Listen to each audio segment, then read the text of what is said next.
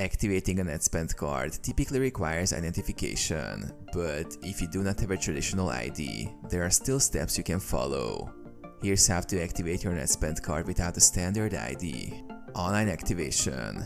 Visit the activation page, go to the Netspend activation website. Enter card information. Provide your card number and the 3-digit security code on the back of the card.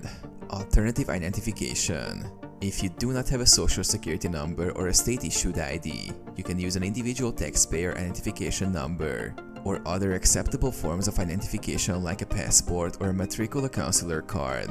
Complete personal details. Fill out the required personal information, including your name, address, and date of birth. Review and submit. Review your details for accuracy and submit the form. Phone activation. Call customer service. Dial Netspend customer service. Automated system.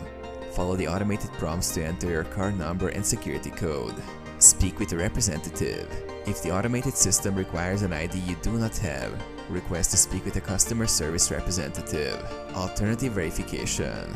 Explain your situation and provide alternative forms of identification, such as an ITIN, passport, or another government-issued ID. Complete activation. After verifying your identity, the representative will activate your card.